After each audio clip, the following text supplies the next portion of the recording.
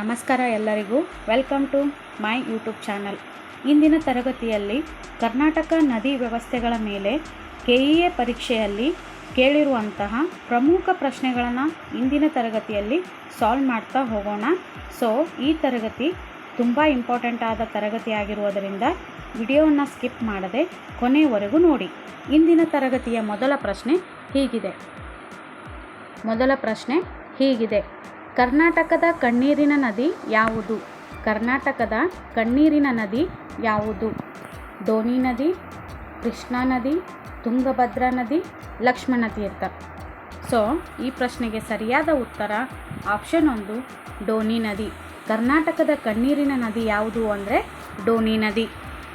Next ಪ್ರಶ್ನೆ, ಎರಡನೇ ಪ್ರಶ್ನೆ, ಗೋಕಾಕ್ ಜಲಪಾತ ಯಾವ ನದಿಯಿಂದ ನಿರ್ಮಾಣವಾಗಿದೆ? ಗೋಕಾಕ್ ಜಲಪಾತ ಯಾವ ನದಿಯಿಂದ ನಿರ್ಮಾಣವಾಗಿದೆ? Option 1 Malaprabha, option 2 Ghataprabha, option 3 Krishna, option 4 Tungabhadra. So ಈ ಪ್ರಶ್ನೆಗೆ ಸರಿಯಾದ ಉತ್ತರ ಆಪ್ಷನ್ 2 ಘಟಪ್ರಭಾ. ಗೋಕಾಕ್ ಜಲಪಾತವು ಘಟಪ್ರಭಾ ನದಿಯಿಂದ ನಿರ್ಮಾಣವಾಗಿದೆ. ನೆಕ್ಸ್ಟ್ ಪ್ರಶ್ನೆ, ಮೂರನೇ ಪ್ರಶ್ನೆ, ಮಲಪ್ರಭಾ ನದಿಗೆ ಅಡ್ಡಲಾಗಿ ಕಟ್ಟಿರುವ ಆಣೆಕಟ್ಟು ಯಾವುದು? ಮಲಪ್ರಭಾ ನದಿಗೆ ಅಡ್ಡಲಾಗಿ ಕಟ್ಟಿರುವ ಆಣೆಕಟ್ಟು ಯಾವುದು? ಆಪ್ಷನ್ 1 KRS ಆಣೆಕಟ್ಟು, ಆಪ್ಷನ್ 2 ರೇಣುಕಾಸಾಗರ ಆಣೆಕಟ್ಟು, ಆಪ್ಷನ್ 3 ಆಲಿಮಟ್ಟಿ ಆಣೆಕಟ್ಟು, ಆಪ್ಷನ್ 4 ಯಾವುದೂ ಅಲ್ಲ. ಸೊ ಈ ಪ್ರಶ್ನೆಗೆ ಸರಿಯಾದ ಉತ್ತರ ಆಪ್ಷನ್ 2 ರೇಣುಕಾಸಾಗರ ಆಣೆಕಟ್ಟು. ಮಲಪ್ರಭಾ ನದಿಗೆ ಅಡ್ಡಲಾಗಿ ಕಟ್ಟಿರುವ ಆಣೆಕಟ್ಟು ಯಾವುದು ಅಂದರೆ ರೇಣುಕಾಸಾಗರ ಆಣೆಕಟ್ಟು. ನೆಕ್ಸ್ಟ್ ಪ್ರಶ್ನೆ, ನಾಲ್ಕನೇ ಪ್ರಶ್ನೆ, ತುಂಗಭದ್ರಾ ನದಿಯ ಉಪನದಿ ಯಾವುದು ಅಲ್ಲ? ತುಂಗಭದ್ರಾ ನದಿಯ ಉಪನದಿ ಯಾವುದು ಅಲ್ಲ? Option 1 Kumudvati, option 2 Varada, option 3 Vedavati, option 4 Hiranyakeshi. So ಈ ಪ್ರಶ್ನೆಗೆ ಸರಿಯಾದ ಉತ್ತರ ಆಪ್ಷನ್ 4 ಹಿರಣ್ಯಕೇಶಿ. ತುಂಗಭದ್ರಾ ನದಿಯ ಉಪನದಿ ಯಾವುದು ಅಲ್ಲ ಅಂದರೆ ಹಿರಣ್ಯಕೇಶಿ. ಇದು ತುಂಗಭದ್ರಾ ನದಿಯ ಉಪನದಿ ಅಲ್ಲ. ನೆಕ್ಸ್ಟ್ ಪ್ರಶ್ನೆ, ಐದನೇ ಪ್ರಶ್ನೆ, ಪಶ್ಚಿಮಕ್ಕೆ ಹರಿಯುವ ಅತಿ ಉದ್ದ ನದಿ ಯಾವುದು? ಪಶ್ಚಿಮಕ್ಕೆ ಹರಿಯುವ ಅತಿ ಉದ್ದ ನದಿ ಯಾವುದು? ಕಾಳಿ, ಅಘನಾಸಿನಿ, ಶರಾವತಿ, ಹಾಲಾಡಿ. ಸೊ ಈ ಪ್ರಶ್ನೆಗೆ ಸರಿಯಾದ ಉತ್ತರ ಆಪ್ಷನ್ 1 ಕಾಳಿ. ಪಶ್ಚಿಮಕ್ಕೆ ಹರಿಯುವ ಅತಿ ಉದ್ದವಾದ ನದಿ ಯಾವುದು ಅಂದರೆ ಕಾಳಿ ನದಿ. ನೆಕ್ಸ್ಟ್ ಪ್ರಶ್ನೆ, ಆರನೇ ಪ್ರಶ್ನೆ, ಕಾವೇರಿ ನದಿಯ ಉಪನದಿ ಯಾವುದು ಅಲ್ಲ? ಕಾವೇರಿ ನದಿಯ ಉಪನದಿ ಯಾವುದು ಅಲ್ಲ? ಕುಮದ್ವತಿ, ಡೋನಿ, ಲಕ್ಷ್ಮಣ ತೀರ್ಥ, ಹಿರಣ್ಯಕೇಶಿ. ಸೊ ಈ ಪ್ರಶ್ನೆಗೆ ಸರಿಯಾದ ಉತ್ತರ ಆಪ್ಷನ್ 3 ಲಕ್ಷ್ಮಣ ತೀರ್ಥ. ಕಾವೇರಿ ನದಿಯ ಉಪನದಿ ಯಾವುದು ಅಲ್ಲ ಅಂದರೆ ಲಕ್ಷ್ಮಣ ತೀರ್ಥ. ಇದು ಕಾವೇರಿ ನದಿಯ ಉಪನದಿ ಅಲ್ಲ. ನೆಕ್ಸ್ಟ್ ಪ್ರಶ್ನೆ, ಏಳನೇ ಪ್ರಶ್ನೆ, ಗೋದಾವರಿ ನದಿಯ ಉಗಮ ಸ್ಥಳ ಯಾವುದು? ಗೋದಾವರಿ ನದಿಯ ಉಗಮ ಸ್ಥಳ ಯಾವುದು? ಮಹಾಬಲೇಶ್ವರ, ತ್ರಯಂಬಕೇಶ್ವರ, ಇಂದ್ರಾವತಿ, ಯಾವುದು ಅಲ್ಲ? ಗೋದಾವರಿ ನದಿಯ ಉಗಮ ಸ್ಥಳ ಯಾವುದು?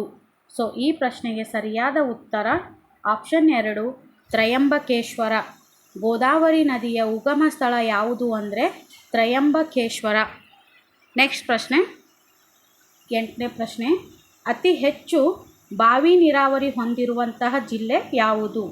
ಅತಿ ಹೆಚ್ಚು ಬಾವಿ ನೀರಾವರಿ ಹೊಂದಿರುವಂತಹ ಜಿಲ್ಲೆ ಯಾವುದು? Option 1 Bagalkot, option 2 Belagavi, option 3 Raichur, option 4 Shivamogga. ಅತಿ ಹೆಚ್ಚು ಬಾವಿ ನೀರಾವರಿ ಹೊಂದಿರುವಂತಹ ಜಿಲ್ಲೆ ಯಾವುದು? ಸೊ ಈ ಪ್ರಶ್ನೆಗೆ ಸರಿಯಾದ ಉತ್ತರ ಆಪ್ಷನ್ 2 ಬೆಳಗಾವಿ.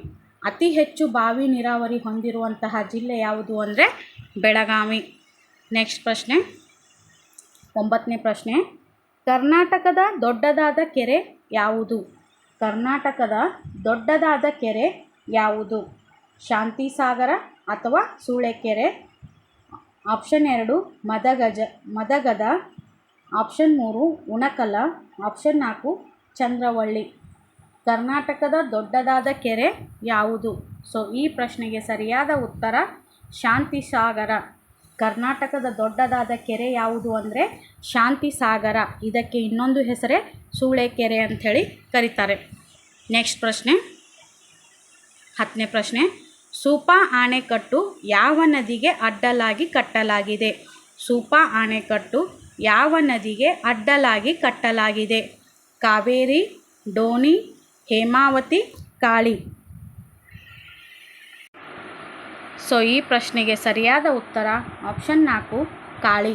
ಸೂಪಾ ಅಣೆಕಟ್ಟು ಕಾಳಿ ನದಿಗೆ ಅಡ್ಡಲಾಗಿ ಕಟ್ಟಲಾಗಿದೆ. ನೆಕ್ಸ್ಟ್ ಪ್ರಶ್ನೆ, 11ನೇ ಪ್ರಶ್ನೆ. ಏಷ್ಯಾ ಖಂಡದ ಮೊದಲ ನೀರಾವರಿ ಯೋಜನೆ ಯಾವುದು? ಏಷ್ಯಾ ಖಂಡದ ಮೊದಲ ನೀರಾವರಿ ಯೋಜನೆ ಯಾವುದು? ಕನ್ನಂಬಾಡಿ, ವಾಣಿ ವಿಲಾಸ, ತುಂಗಭದ್ರಾ ಯೋಜನೆ, ಆಲಿಮಟ್ಟಿ ಯೋಜನೆ. ಸೊ ಈ ಪ್ರಶ್ನೆಗೆ ಸರಿಯಾದ ಉತ್ತರ ಆಪ್ಷನ್ 2 ವಾಣಿ ವಿಲಾಸ. ಏಷ್ಯಾ ಖಂಡದ ಮೊದಲ ನೀರಾವರಿ ಯೋಜನೆ ಯಾವುದು ಅಂದರೆ ವಾಣಿ ವಿಲಾಸ. ಇದು ಕಂಡುಬರುವುದು ಚಿತ್ರದುರ್ಗ ಜಿಲ್ಲೆಯಲ್ಲಿ ಕಂಡುಬರುವಂತಹ ನೀರಾವರಿ ಯೋಜನೆಯಾಗಿದೆ. ಇದು ವೇದಾವತಿ ನದಿಗೆ ಅಡ್ಡಲಾಗಿ ಕಟ್ಟಿರುವಂತಹ ಯೋಜನೆಯಾಗಿದೆ. ನೆಕ್ಸ್ಟ್ ಪ್ರಶ್ನೆ, 12ನೇ ಪ್ರಶ್ನೆ. ಭಾರತದ ನಯಾಗಾರ ಯಾವುದು? ಭಾರತದ ನಯಾಗಾರ ಯಾವುದು? ಜೋಗ ಜಲಪಾತ, ಗೋಕಾಕ್ ಜಲಪಾತ, ಚಿತ್ರಕೂಟ ಜಲಪಾತ, ಕುಂಚಳ್ಳಿ ಜಲಪಾತ. ಸೊ ಈ ಪ್ರಶ್ನೆಗೆ ಸರಿಯಾದ ಉತ್ತರ ಆಪ್ಷನ್ 3 ಚಿತ್ರಕೂಟ ಜಲಪಾತ. ಭಾರತದ ನಯಾಗಾರ ಯಾವುದು ಅಂದರೆ ಚಿತ್ರಕೂಟ ಜಲಪಾತ. ನೆಕ್ಸ್ಟ್ ಪ್ರಶ್ನೆ, 13ನೇ ಪ್ರಶ್ನೆ. ಕರ್ನಾಟಕದ ನಯಾಗಾರ ಯಾವುದು? ಕರ್ನಾಟಕದ ನಯಾಗಾರ ಯಾವುದು? ಜೋಗ ಜಲಪಾತ, ಗೋಕಾಕ್ ಜಲಪಾತ, ಚಿತ್ರಕೂಟ ಜಲಪಾತ, ಉಂಚಳ್ಳಿ ಜಲಪಾತ. ಸೊ ಈ ಪ್ರಶ್ನೆಗೆ ಸರಿಯಾದ ಉತ್ತರ ಗೋಕಾಕ್ ಜಲಪಾತ. ಕರ್ನಾಟಕದ ನಯಾಗಾರ ಯಾವುದು ಅಂದರೆ ಗೋಕಾಕ್ ಜಲಪಾತ. ಭಾರತದ ನಯಾಗಾರ ಅಂದರೆ ಚಿತ್ರಕೂಟ ಜಲಪಾತ. ಭಾರತದ ನಯಾಗಾರ ಚಿತ್ರಕೂಟ, ಕರ್ನಾಟಕದ ನಯಾಗಾರ ಗೋಕಾಕ.